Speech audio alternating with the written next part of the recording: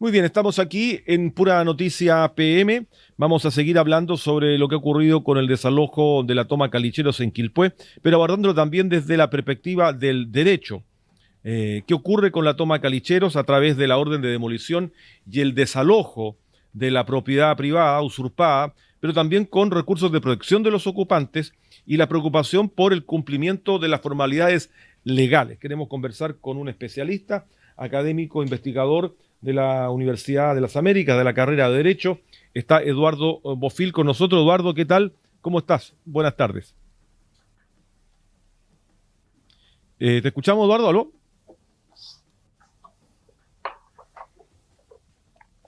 Hola Rodolfo, ¿cómo estás? Sí, tuve ahí una idea de señal, pero ya estoy. Ahí ¿Cómo está, están? perfecto. Muchas gracias. Bueno, vamos a los hechos relevantes desde la mirada del derecho frente a este caso, un caso de usurpación de propiedad privada. Es un terreno que pertenece a la familia del empresario Alejandro Correa. Tras esto hay un drama, efectivamente hay un asesinato, etcétera, algo muy conocido.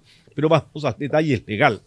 Aquí hay una propiedad usurpada, la familia hace uso y presenta un recurso de protección. ¿Cómo se desarrolla este caso desde lo jurídico?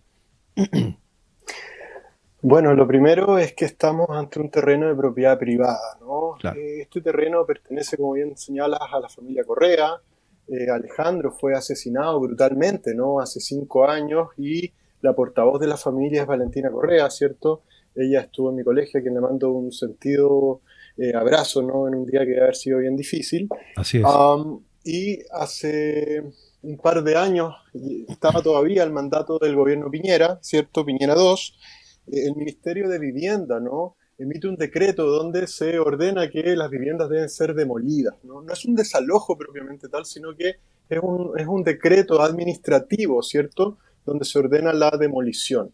Hubo cambio de gobierno, todos lo sabemos, ¿cierto? Hoy estamos en la administración Boric y la verdad es que no sé si por falta de voluntad política o por otros quehaceres o prioridades, este decreto quedó un poco empolvado eh, en algún en algún mando medio, etcétera, hasta que la familia Correa presenta una acción de protección, ¿no? La acción de protección que se regula en el artículo 20 de la Constitución. Los derechos fundamentales, los derechos humanos pueden estar reconocidos en la Constitución, pero si no hay un mecanismo, ¿no? Para hacerlos valer, eh, pueden devenir, ¿cierto?, en letra muerta. Entonces, esa es la acción de protección donde toda persona, nuestros auditores, pueden recurrir ante la Corte de Apelaciones, en este caso la Corte de Apelaciones de Valparaíso, ¿no? Y es la Corte de Apelaciones de Valparaíso la que, de alguna manera, reactiva ante el Ministerio de Vivienda y Urbanismo y le dice, oiga, ¿qué pasa con esta inactividad, no? Usted decretó Claro. esto y nada han hecho. Y posteriormente se presentó otro recurso de protección, recurso o acción, se puede hablar de la misma manera, son sinónimos, que es definitiva de los pobladores, ¿no? Y ahí los pobladores piden una orden de no innovar, ¿no? Quienes se tomaron este terreno, que son cerca de 150 familias aproximadamente, presentan esta acción de protección, pero la Corte rechaza la orden de no innovar. ¿Qué significa esto? Que la Corte dice, oiga, yo acá no voy a ordenar que esto se detenga.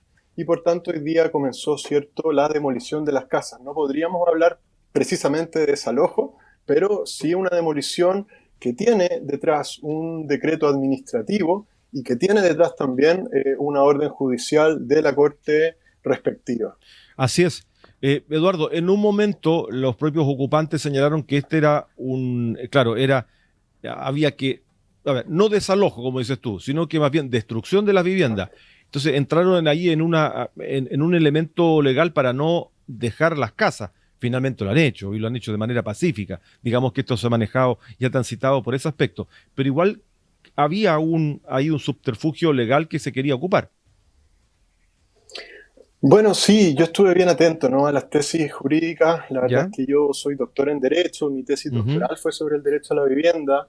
Entonces, todo esto de las megatomas es algo que ha llamado la atención de mí como profesor de Derecho, investigador, ¿no? Um, en ese sentido, en ese sentido, creo que la tesis jurídica de la abogada Janet Sí, Bruna de Bruna. es bastante más sofisticada y jurídicamente correcta, ¿no? Por el contrario, Estamos conversando con Eduardo la tesis Bofill. de... No sé si se fue la Sí, se fue un segundo, señal, pero ya Rodolfo, estás de ¿escuchas vuelta. bien? Sí, ya estás de vuelta. Sí, buenísimo. Sí. ¿No? Que la tesis del abogado que revisó este recurso de protección y que defiende a los pobladores, yo diría que es jurídicamente incorrecta, Rodolfo. Sí, está tratando de hablar de la diferencia entre un desalojo y una orden de demolición, pero hay una orden judicial que respeta todas las fases del Estado de Derecho y me parece que es una tesis liviana, ¿no? Yo quisiera catalogarla como bien liviana desde un punto de vista académico, pero también desde un punto de vista jurídico. Prueba de ello es que la Corte de Apelaciones no le dio la orden de no innovar, ¿no? Eh, Hay derecho de propiedad. Me gustaría decir de manera responsable que el derecho a una vivienda adecuada, si bien no está en la Constitución, sí está en tratados internacionales, no permite tomarse un terreno y el derecho a la vivienda adecuada no es algo que permita quedarse en un terreno, ¿no? Entonces, yo diría que despejando esos aspectos constitucionales, Rodolfo, y a nuestros auditores, la Sí, tesis del colega no me parece muy sólida, ¿no? correcto. O sea, tenemos el derecho de propiedad. El propietario legítimo, ¿cierto?, tiene el derecho a recuperar su terreno y las autoridades tienen el deber de ejecutar la orden judicial en el domicilio. Y es lo que ocurrió hoy día, ¿cierto? Efectivamente, en ese orden de ideas, desde un punto de vista constitucional, lo que pasó hoy está completamente apegado al Estado de Derecho. Ahora, hay un cumplimiento de formalidades donde la Corte también tiene que hacerlo cumplir desde el punto de vista de que el Estado, en este caso a través del Serviu, realice el despeje de las viviendas. Sí, y efectivamente esta ha sido la tesis, yo diría hoy, imperante de la Corte Suprema, que Sí, pensemos lo que pasa en San Antonio, ¿no? Cerca de 10.000 viviendas, ¿no? Entonces, sí, doscientas el cincuenta desalojo hectáreas. de tomas más grandes, ¿no? Uno podría decir megatomas o tomas ya considerables, requiere una coordinación de ciertos actores, ¿no? Vimos, y lo estamos viendo ahora, ¿cierto?, cómo había presencia policial, cómo la máquina retroexcavadora estaba resguardada, ¿no? Entonces, en ese orden de ideas, hay que hacer cumplir esta orden judicial que se encuentra firme, pero con el debido respaldo, no solo de la fuerza pública, ¿no? También habían organismos de gobierno empadronando, ¿cierto?, catastrando a las familias, viendo cómo se podía resolver una que otra situación, porque también hay que decirlo, ¿no? Y estos son hechos públicos, Rodolfo, al menos en este caso, habían distintos tipos de familias, ¿no? Familias más necesitadas, familias que Sí. por otra parte sí tenían ciertos subsidios, los arrendaban de manera bien oscura y se iban a vivir a esta toma. Entonces, eh, caso a caso, ¿no? Y eso requiere una labor mancomunada de distintos organismos estatales, ¿no?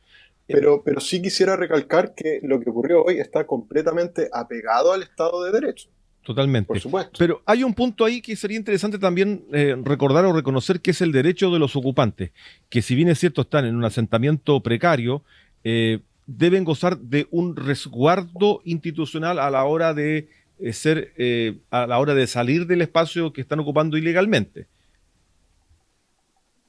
Claro, mire, como toda persona, y esto lo reconoce la Constitución, ¿Ya? todas tenemos derechos fundamentales. Derecho a la vida, derecho a la integridad, en este caso podría mencionar la integridad física, pero también Ujú. psíquica, ¿no? Y en definitiva también uno podría discutir el derecho a la vivienda adecuada. Ahora, como lo dije, esto no da derecho a quedarse en un terreno, no da derecho a instalarse y decir de aquí no me saca nadie, eso no es así. Sin embargo, tiene que haber una pauta, una serie de mecanismos, plazos, maneras, cómo hacer esto de manera de cumplir y respetar los derechos de todos los intervinientes, ¿no?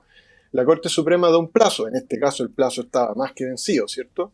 Y no solo un plazo, sino que como ya lo veníamos conversando, Rodolfo, y también a nuestros queridos auditores, la idea de que hayan organismos que estén allí presentes, que se preste ayuda, ¿cierto? Entiendo Así que había es. un albergue, algunos querían ir, otros no.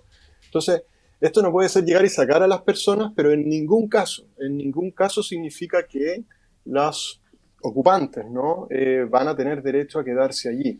El derecho a la vivienda adecuada no permite tomarse un terreno y tampoco permite impedir de manera absoluta, el desalojo. Claro, claro. Las familias, reiteramos, intentaron resistir por la vía legal también, ¿cierto? Argumentando que la orden de demolición no era desalojo, lo que te decía al principio, pero finalmente esa tesis no fue acogida por, en este caso, en la Corte de Apelaciones de Valparaíso.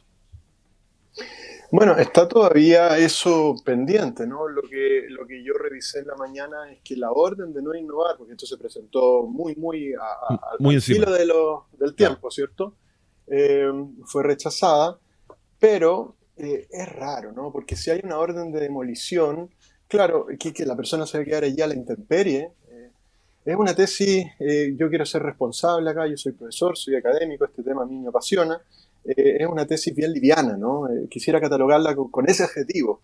Sí.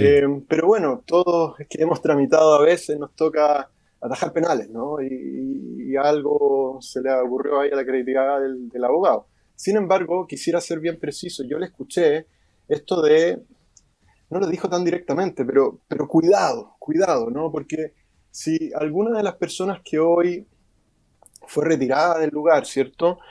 Vuelve a ingresar, cuidado, porque hay una ley de usurpaciones, ¿no? El colega lo trató de una manera muy liviana, Rodolfo, a mí Sí. me causó un poco de escozor, ¿no? Y en ese sentido, si realmente la familia Correa va a cerrar esto, como lo han dicho públicamente, porque van a hacer el cerramiento y van a vender, eh, hay penas de cárcel al respecto. Estamos hablando de un posible delito. Entonces yo llamaría a la mesura, a la calma. Me imagino que los pobladores no lo deben estar pasando bien hoy en día. Hoy ha sido un día difícil para muchos intervinientes, pero volver a ese terreno no es la respuesta en ningún caso. En ningún caso. En ningún caso. Estoy de acuerdo contigo, que se habían desplazado incluso a un terreno más abajo, río abajo, estaban señalando. Pero de volver a ese lugar, me parece que sería un exceso y sería un abuso, lógicamente, a lo que ha ocurrido en este espacio. Eduardo, muchas gracias, académico, investigador de Derecho en la Universidad de las Américas, acá en Viña del Mar. Agradezco mucho este Sí. contacto bastante clarificador. Queríamos ver esta otra mirada que tiene relación principalmente con el análisis del Estado de Derecho, que se cumple o no en este caso, y que puede ser un ejemplo para otras situaciones muy parecidas en el país. Estamos hablando de San Felipe. Bueno, lo de San Antonio tiene otras características donde hay una negociación por parte de las familias formadas en cooperativa con los dueños, donde está mediado por el ministerio, pero donde no hay un acuerdo por el precio final en una megatoma, 250 hectáreas. Claro que básicamente, Rodolfo, por las características de la mega toma de San Antonio, eh, el Estado de Derecho siempre tiene que ser cumplido, ¿no? Es Claro. una de las características de nuestra democracia, ¿ya? El punto es qué tanta fuerza policial tiene nuestro Estado de Chile para esa situación.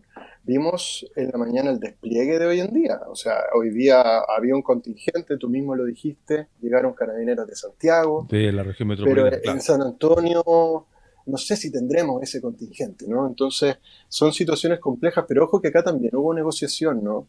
Ahora, yo me atrevería a decir, y aquí no hay que ser doctor en derecho para decir esto, hay que ser humano, aquí hay que ser persona, Rodolfo. Poder negociar cuando la dirigenta habla del finado, ¿cierto? Cuando a la familia Valentina asesinaron a su padre, eh, hay que ser humano, diría Sí, yo. sí. Sí. Exactamente. Estamos hablando en medio de un drama familiar, un drama humano y con consecuencias que fueron fatídicas, como llamo, y funestas. Eduardo, muchas gracias por este contacto, te agradezco mucho, ¿ah? No, a lo que necesiten. Muchas gracias. Saludos a todos y a todas. Muchas gracias. Ahí estaba el académico de la Universidad de las Américas conversando con nosotros a propósito de esta situación, de esta grave situación, cómo se originó y que está culminando de esta manera en la comuna de Quilpué.